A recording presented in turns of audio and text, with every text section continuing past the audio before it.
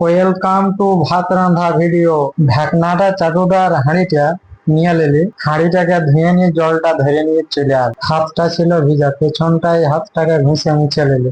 গ্যাসটাকে অন করে আগুনটাকে নিলি ধরা, হাঁড়িটাকে চাপাই নিলি, হাঁড়িটায় ঢাকাটা দিয়ে দিলি যাতে জলটা ভালো করে ঠান্ডা হয়।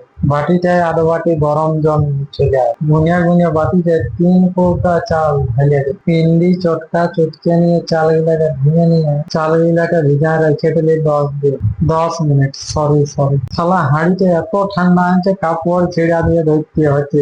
চালটাকে আর একবার ভালো করে ধুয়ে নে। ও বাপ, জল তো পুরা বলছি যে, আর আগুন তো হইতে উঠেছে। জলটা আমার পুরা ঠান্ডা হয়ে গেছে। চালটাকে ছেঁকে নিয়ে হাঁড়িটায় ছেড়ে দেবো। চাল ছাড়া আমার কমপ্লিট। এখন জন্য হাঁড়িটাকে একটু লাগিয়ে দেখে নিলি, হাঁড়িটায় একটু ঢাকাটা দিয়ে দিলি, গ্যাসটাকে দেখে নিয়ে একটু কমাই দিলি, ভাতটাকে লাগিয়ে টিপে একটু দেখে দিলি। ভাতটা ওড়াবার জন্য বালতিটা নিয়ে চলে আয়, কাপড় ছেঁড়াটা রেডি করে ভাতটাকে ঢেলে দেবে। দাঁড়ায় দাঁড়ায় ভাতটা ঢালতেছিলি, কোমরটা গেল ধরে। ওই জন্য এখন আমি বসে বসে ঢালছি ভাত।